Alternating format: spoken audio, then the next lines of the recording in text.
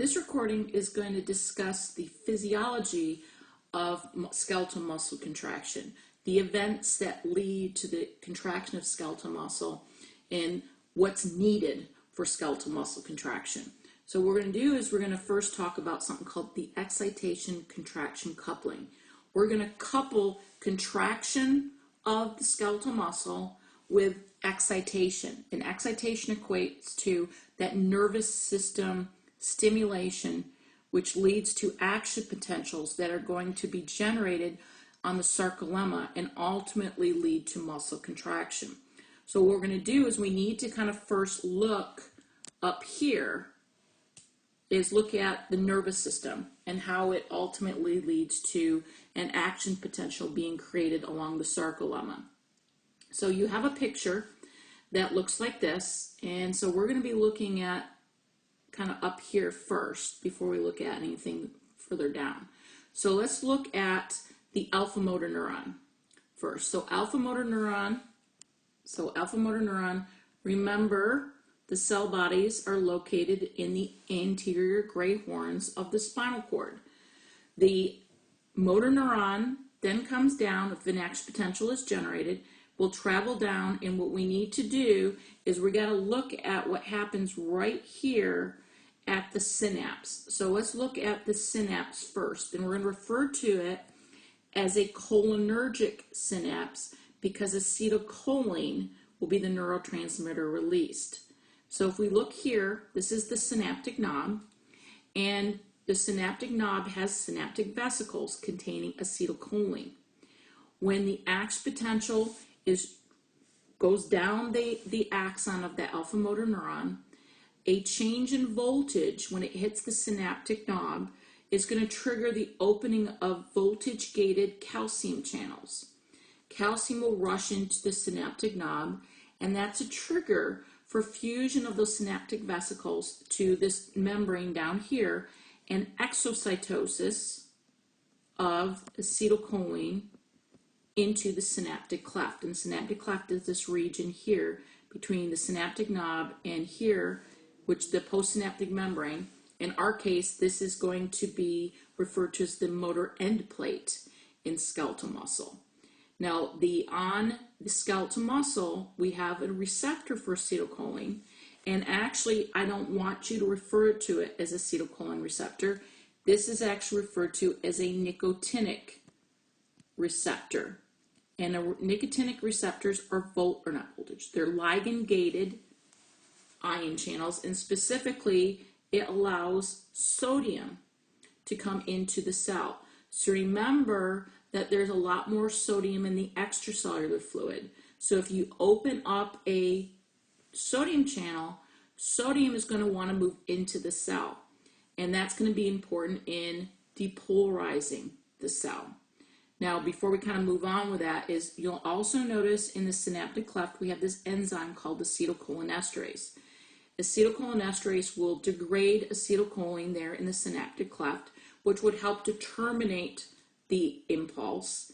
And what happens is those components that are broken down from acetylcholine, which is choline and acetate, will be taken back up into the synaptic knob, and we can actually reproduce it if we need to, in the alpha motor neuron.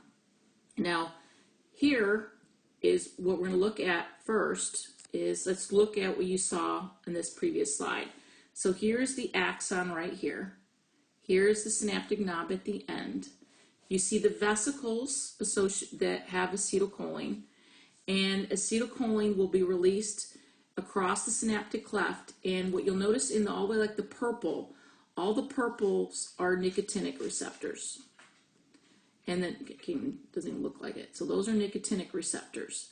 The nicotinic receptors are located on the postsynaptic membrane, which in this case is the sarcolemma. But what you'll notice is here in this region, it's a lot of invaginations. Having all those invaginations increase surface area, so we can get a lot more nicotinic receptors in there. We're going to refer to this region here as the motor end plate. And what's going to happen is when acetylcholine binds to the nicotinic receptor, it's going to cause movement of sodium into the cell. So let's review a little bit of your action potentials. So it's very similar to when we talked about the nervous system.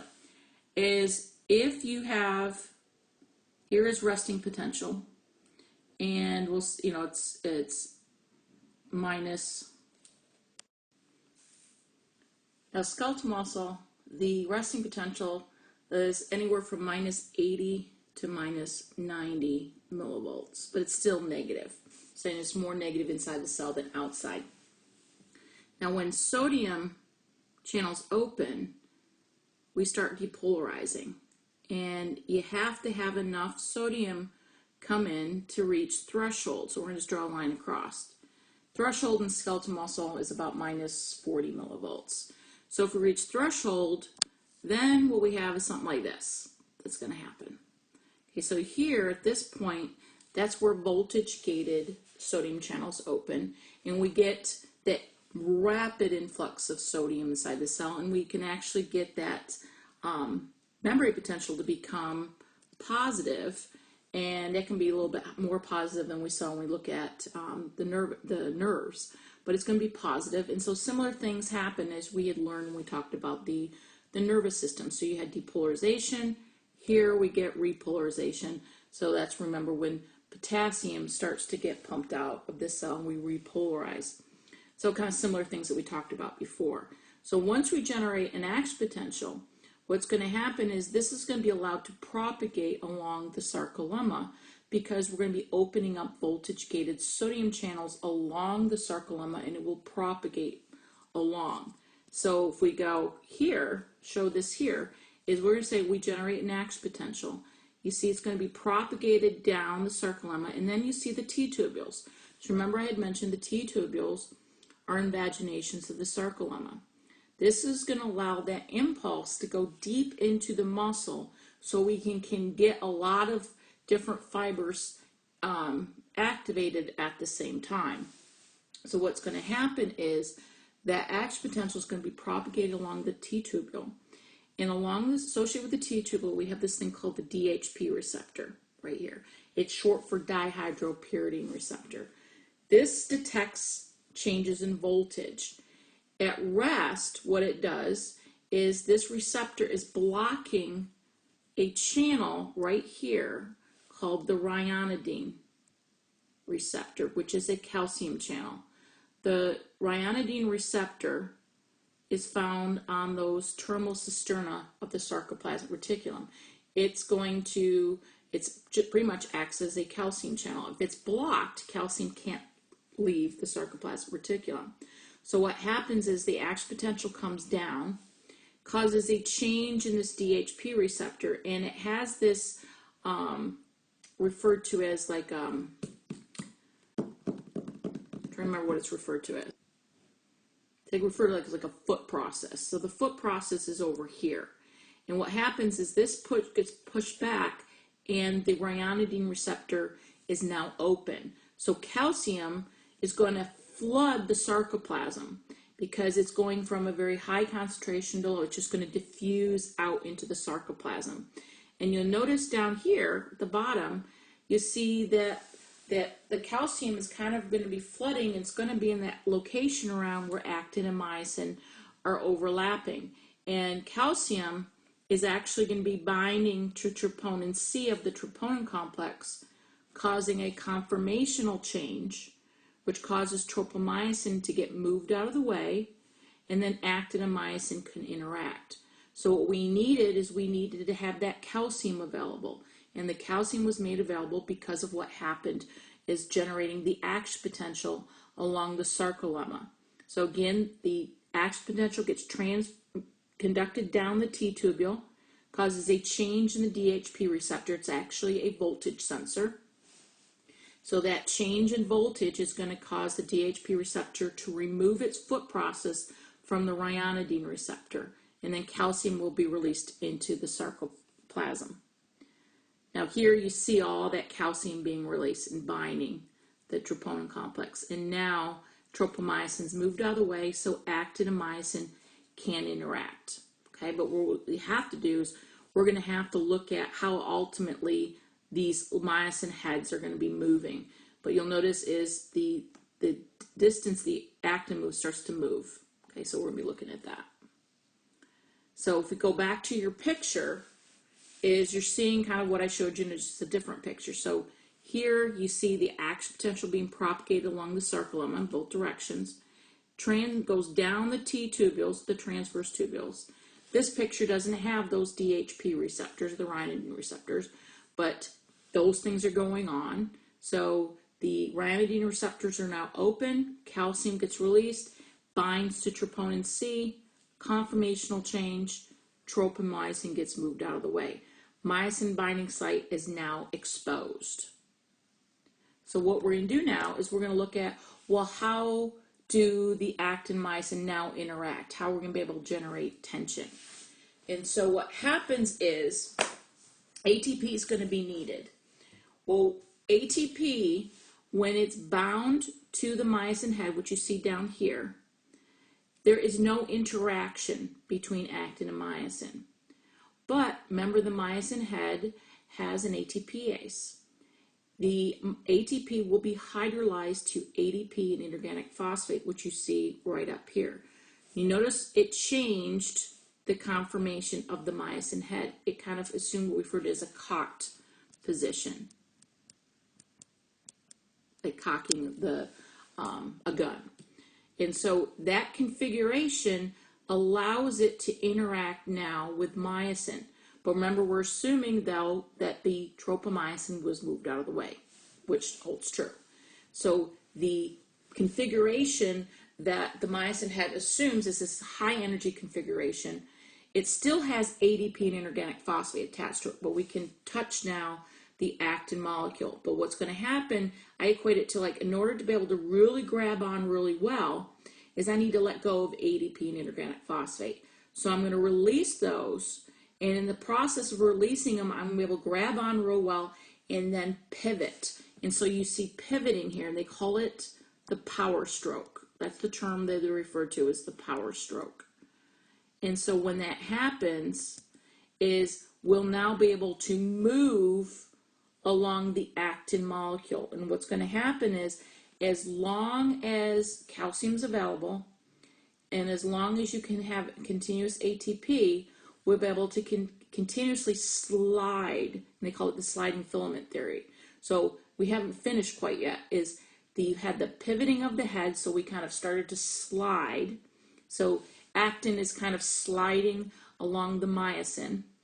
And then what we have to do in order to grab on a little bit further and slide a little bit further, we're going to need to have ATP bind again. So when ATP binds the myosin head, it lets go. But again, it gets hydrolyzed. It assumes its proper position so it can interact. So it's going to grab along the actin molecule a little bit further than it did. You release the ADP and inorganic phosphate. Again, you pivot. So you're going to pivot and power stroke. So this is going to pull the on the actin filament, and it's going to slide towards the M line. So I'm going to show you here is you have the sarcomere at rest here, and then here it's contracting and the sliding. And so what you'll notice is we're pulling actin in these directions. They're going to be moving towards the M line.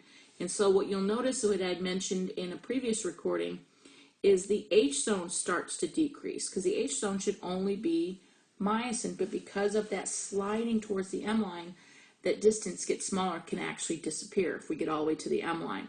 The I band, that got smaller, but the A band didn't change the size because it's just the length of myosin. But when we're done, we have a lot more overlap. But what's happening is you have that mechanism we refer to as the sliding filament mechanism, by which the myosin heads are kind of pulling along the actin molecule. So really, myosin's kind of staying put, except for those heads kind of moving, and the heads are kind of pulling the actin molecules towards that M line. And so the sliding filament theory, or the sliding filament mechanism, the basis kind of where they can kind of support it is when they look at contracted skeletal muscle along using electron microscopy, they can physically see that in a contracted muscle that some of these H zones, the I bands, those changed size. They got smaller, which lends support to this theory and how actin and myosin interact. Now, when the myosin and the actin are interacting, or we say the myosin heads are interacting with actin, they actually will refer to them as cross bridges. So they form little cross bridges. Now, I had mentioned in order for this to happen, you needed energy. You needed ATP. And you need the ATP to be hydrolyzed. Well, where do we get it from? Well, you definitely need ATP, but how can we get it? Well, creatine phosphate is a very short-term energy source that you have in muscle. And actually what happens is when you have a little excess of ATP, what we're going to do is we're going to use the high energy bond in the phosphate, the terminal phosphate in ATP, and we're going to add it to the molecule called creatine. So there's an enzyme called creatine kinase, which catalyzes the reaction in which we're going to phosphorylate creatine to creatine phosphate. This is a little high energy molecule. Now, when you need that muscle contraction, what happens is the enzyme can actually work in both directions. Then we're going to convert creatine phosphate back to creatine, and we're going to reform ATP. And so this is a source of ATP, is to convert creatine phosphate to ATP in the muscle. What's interesting is that the high energy phosphate bond in creatine phosphate actually has more energy than the bond in ATP, which is kind of interesting. Now, the energy that you get from creatine phosphate, it can provide maximum muscle power for up to about 8 to 10 seconds. So it's almost enough needed for a 100-meter run or 100-meter, the sprint. So the energy from creatine phosphate is used for more maximum short bursts of muscle power. Now, other form of energy that you can, or source of ATP, can be using glycolysis. And some people say glycogen lactic acid system, because this is an anaerobic pathway, and glycogen gets broke down to glucose in muscle, but then the glucose can be used in glycolysis. This provides enough energy for about 1.3 to 1.6 minutes. So this would be enough energy for obviously something longer than a 100-meter run. Now, one thing to keep in mind is that getting the energy from creatine phosphate is very, very fast. That's why you're going to first to grab that. Getting the ATP from glycolysis is not quite as fast as creatine phosphate, but it's actually faster than oxidative phosphorylation. So you use this glycolysis method is if you need something a little bit faster than oxidative phosphorylation. So you can get large amounts of energy, but for a very short to moderate period of time. Now it said it's only good for about 1 to 3 to 1.6 minutes. Now the oxidative phosphorylation, technically it's aerobic, it's unlimited time as long as you have enough nutrients. You can get a lot more energy from it, but just getting the energy takes a little bit longer than either of the two. So just think about it. If someone's doing one of those the sprinting type things that are done in like 10 seconds, creatine phosphate is your major energy source. If you're doing, say, 400 meters, 800 meters, you'll use creatine phosphate will be used up, then you're going for glycolysis. If you're doing like a lot longer distance, than anything that lasts more than 1.6 minutes, you're going to use predominantly oxidative phosphorylation for energy. Okay, so, and actually kind of understanding glycolysis and oxidative phosphorylation will help us when you look at different muscle fiber types and kind of what energy generating pathways they use to make ATP. Now we're going to finish up with just let's end muscle contraction. So it kind of comes down, well, you don't want any more nervous system input, so you don't have the nervous system telling that muscle to contract. You're going to degrade the acetylcholine. We had mentioned acetylcholinesterase will degrade it. Without that excitation, you won't get contraction. What's going to happen is calcium gets pumped back into the sarcoplasmic reticulum, and we have calcium pumps to do that. Without all that calcium in the sarcoplasm, tropomyosin now blocks the myosin binding site again. And we'll also have is when I'll show you here, is in the sarcoplasmic reticulum, we have a calcium binding protein called calsequestrin. And calsequestrin, it will bind calcium to kind of allow that calcium pump to pump more, make it easier for that calcium pump to pump more and more calcium back into the sarcoplasmic reticulum. So we got the calcium out of the way. The DHP receptors block the ryanodine receptors again. It mentioned that the tropomyosin covers up the myosin binding site again. So we'll need another nervous system impulse for this all to happen again. So this is the end of the recording on looking at the mechanisms involved in skeletal muscle contraction, including excitation contraction coupling and the sliding filament theory. A further recording will cover muscle mechanics. How could we get more muscle tension developed if we need to? Because at one point we're only talking about the myofibrils in one skeletal muscle cell. That amount of tension developed there will not be a lot, so we're going to need more muscle fibers to contract. So that's the other recording that we'll discuss and kind of the mechanisms by which that happens.